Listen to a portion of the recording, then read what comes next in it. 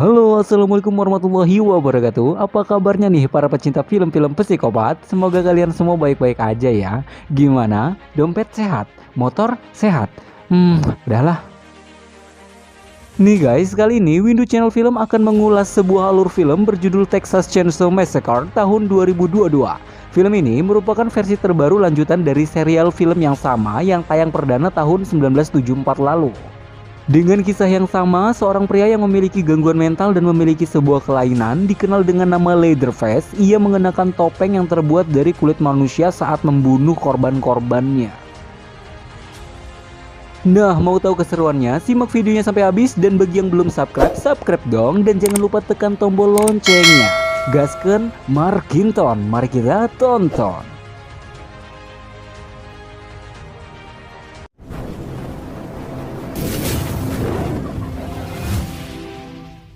Di awal film diceritakan ada suatu berita yang memberitakan pada musim panas tahun 1973, tepatnya di Texas, terdapat 5 pemuda yang diserang secara mengerikan oleh seorang psikopat.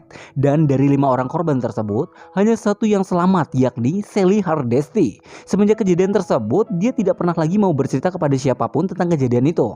Dan dari keterangan yang diperoleh, pembunuh itu memakai topeng yang terbuat dari kulit manusia.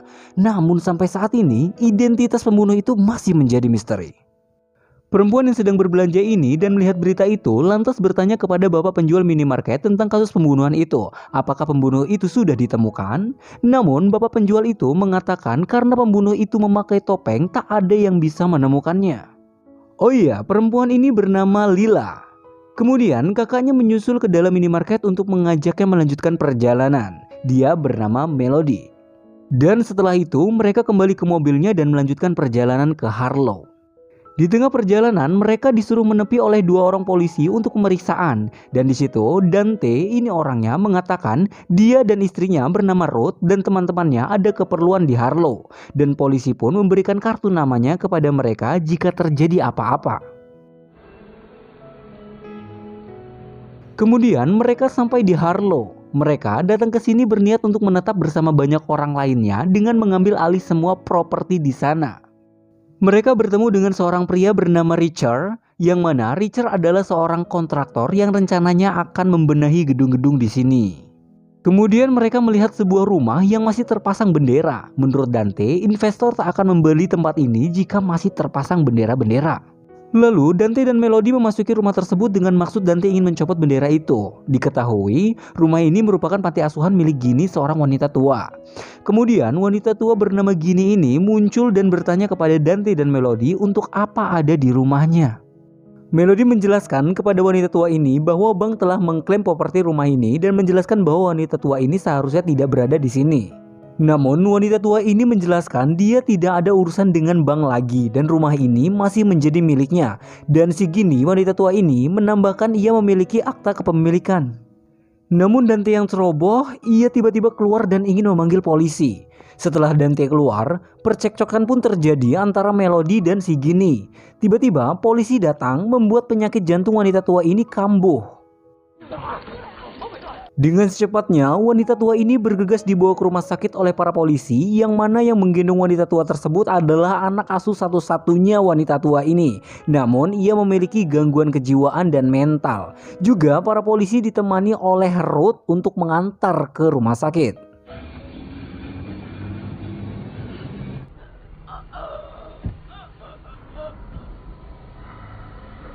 Di perjalanan, Ginny akhirnya meninggal. Kematian wanita tua ini membuat anak asuh ini kebingungan dan emosi, serta membuatnya mengalami gangguan jiwa.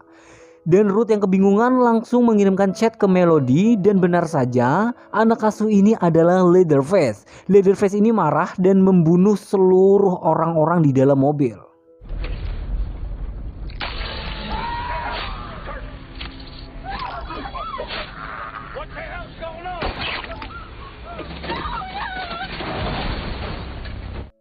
Sementara itu, kita kembali ke Harlow, di mana Lila jalan-jalan dan bertemu Richard. Di situ, dia mencoba untuk berkenalan dengan Richard, dan dia bercerita bahwa dia pernah hampir mati tertembak yang mengakibatkan ia trauma dengan senjata api.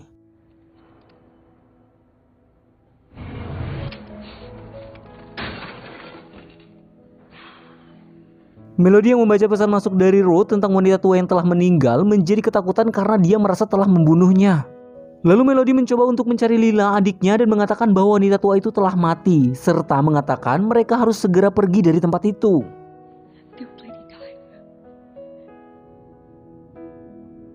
Kembali ke Ruth yang telah tersadar dari kecelakaannya mengalami shock atas apa yang terjadi. Ruth mencoba untuk menghubungi bantuan dari telepon milik polisi dan beruntungnya penjaga minimarket mendengarnya. Dan Ruth menyaksikan bagaimana Leatherface sedang menguliti wajah wanita tua itu untuk dijadikannya topeng.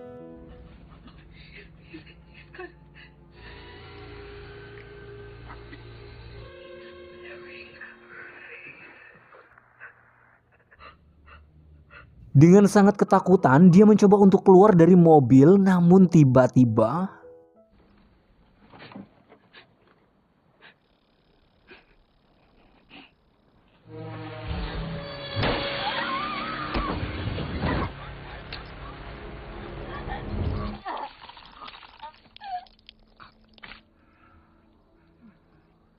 Ruth pun akhirnya tewas dengan merasakan gesekan maut di perutnya. Setelah membunuh Ruth, Leatherface lalu menuju pulang ke Harlow.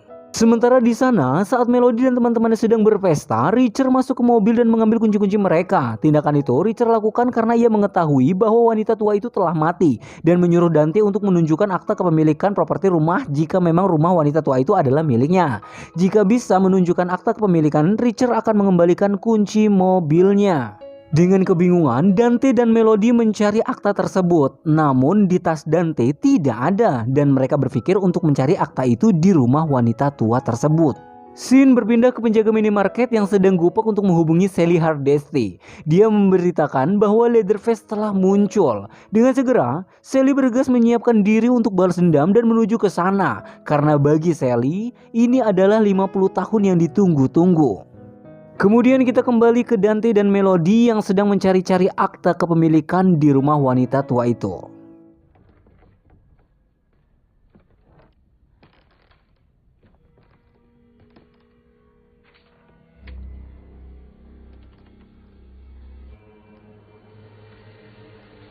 Dan benar saja, Melody menemukan akta properti rumah itu di kotak milik Ginny. Dengan dapat disimpulkan, rumah itu masih hak milik wanita tua tersebut. Namun tanpa diduga, ketika mereka masih di dalam rumah itu, mereka merasakan ada seseorang yang datang dan tiba-tiba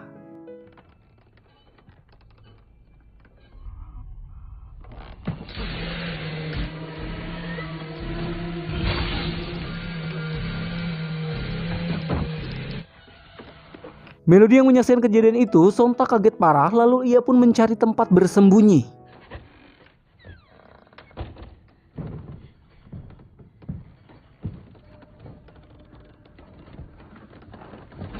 Leatherface yang merasakan sedih karena kehilangan ibu angkatnya menjadi semakin gila dan kacau.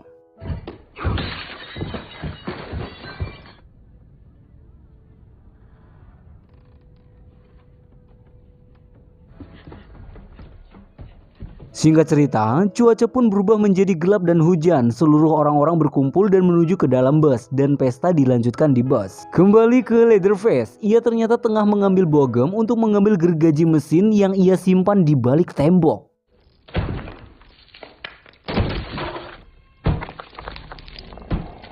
Sementara Leatherface sedang sibuk mengambil simpanannya, Dante sadarkan diri dari pingsannya dan ia mencoba untuk keluar rumah tersebut. Di tengah kondisinya yang memprihatinkan, Richard dan Catherine, ini orangnya, langsung menuju ke arah Dante.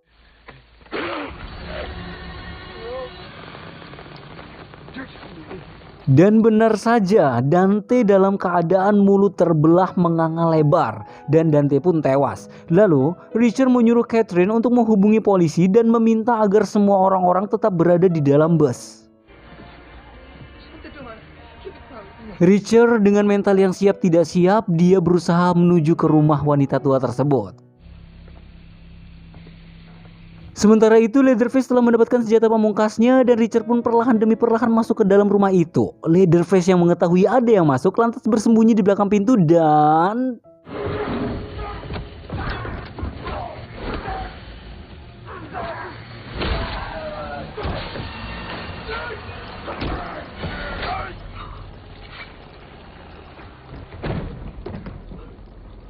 Dan Richard pun tewas. Namun sebelum nyawanya melayang, ia bergegas memberikan kunci mobil orang-orang dengan tujuan menyuruh mereka pergi dari tempat itu.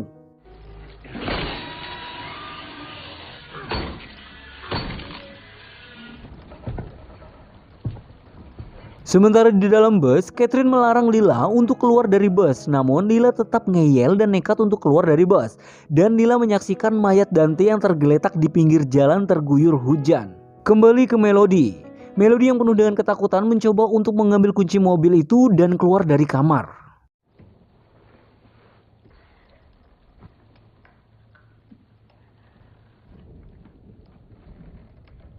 Dengan perlahan-lahan dia mengendap-endap, namun tiba-tiba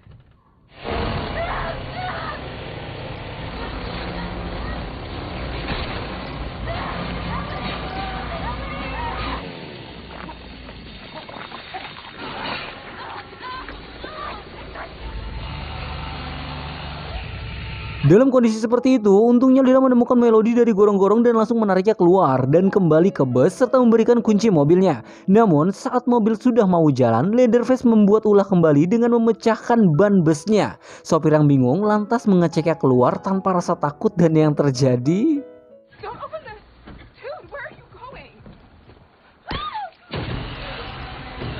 Leatherface telah memenggal kepala sopir bus tersebut dan langsung masuk ke dalam bus. Awalnya mereka mengira itu hanya main-main dengan videokan Leatherface yang sejatinya Leatherface akan menghabisi mereka semua. Seperti zaman sekarang, ada orang kecelakaan, berantem, apapun, bukannya ditolong malah diviralkan. Naas.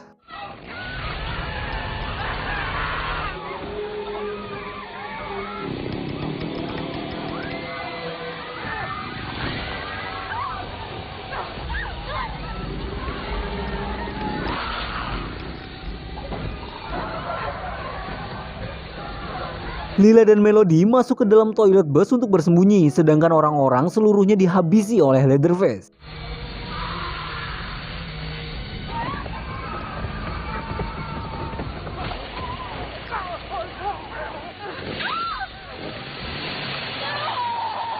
Melody yang melihat atap-atap langit toilet mempunyai ide untuk keluar dari bus tersebut dan memanjatnya. Sebagai seorang kakak, Melody menyuruh Lila untuk keluar terlebih dahulu. Namun berbeda dengan nasib Melody.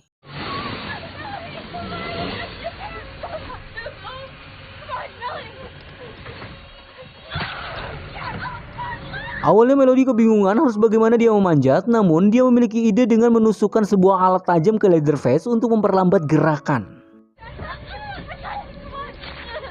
Dan akhirnya mereka pun berhasil kabur dari bus. Tak beberapa lama datanglah sebuah mobil. Dia adalah Sally Hardesty. Sally menyuruh Melody dan Lila untuk masuk ke dalam mobil. Namun tanpa mereka duga, Sally malahan mengunci mereka di dalam mobil, bukannya kabur dari tempat itu.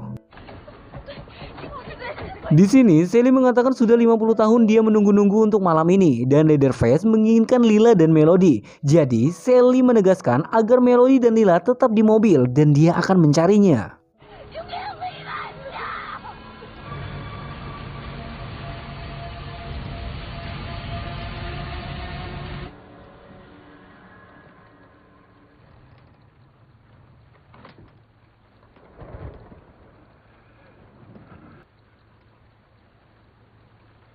Padahal di sini Sally jelas-jelas sudah menemukan Leatherface di depan matanya. Tinggal door kan, beres. Tapi ya udahlah ya, namanya produser. Di sini Sally malahan cuma mengatakan, "Ingatkah kau dengan namaku? Apa yang telah kau lakukan dengan teman-temanku?"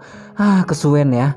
Leatherface pun di sini cuma diam dan meninggalkan Sally karena menurut Leatherface, Sally tak ada hubungannya dengan kematian Ginny, ibu asuhnya tersebut. Leatherface malahan pergi menuju ke Melody dan Lila dan tiba-tiba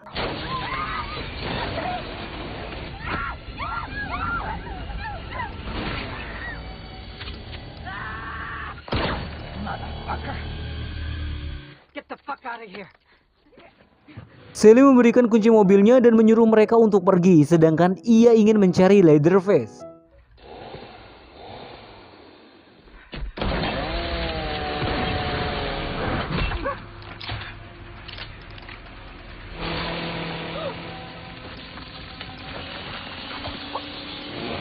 Sementara Sally yang sedang dikodol-kodol oleh gergaji mesin Leatherface, Melody mencoba untuk mengendarai mobil Sally dengan maksud menabrak Leatherface.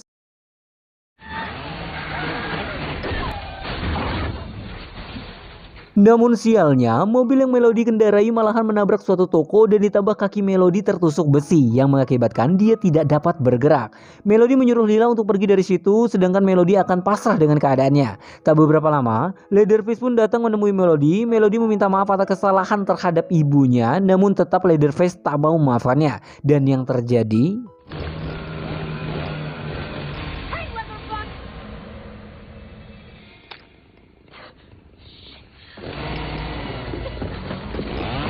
Sial sekali, senapan yang Lila gunakan tak berpeluru. Lila pun lantas dikejar oleh Leatherface.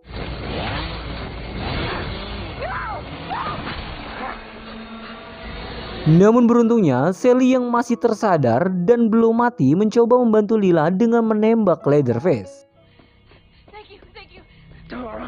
Di situ Sally menyuruh Lila untuk jangan lari, karena jika lari maka Leatherface tak akan pernah berhenti menghantui.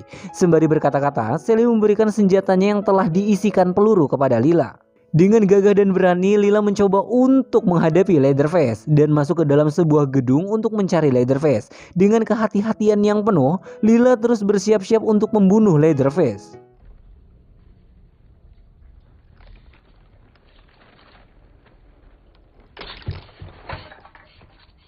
Sedangkan di sisi lain, Melody mencoba untuk mengeluarkan dirinya dari mobil dengan kondisi kakinya yang tertusuk besi. Kembali ke Lila. Di situ, Lila mendengar suara gergaji mesin Leatherface di balik sebuah tirai plastik. Ketika dicek, tiba-tiba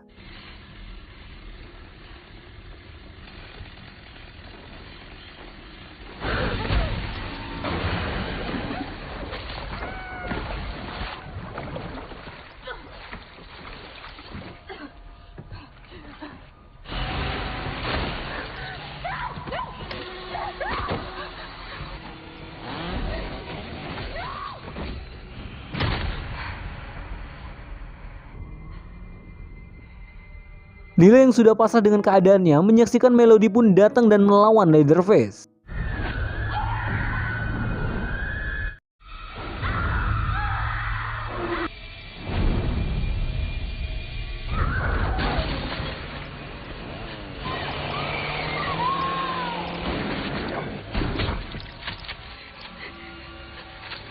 Sial sekali, belum sempat mati peluru telah habis. Eits, tunggu dulu. Melody pun datang dengan gergaji mesin Leatherface.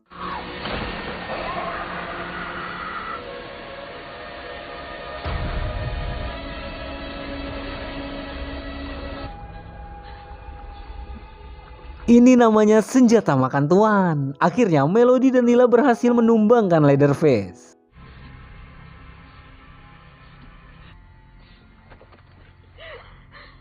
Keesokan harinya, Melody dan Lila memutuskan untuk pulang dengan mengaktifkan autopilot kepada mobilnya. Sudah jelas itu akan membuat mobil berjalan sendiri tanpa dikemudikan dan mereka pun santai dan bersiap-siap untuk pulang. Namun tiba-tiba...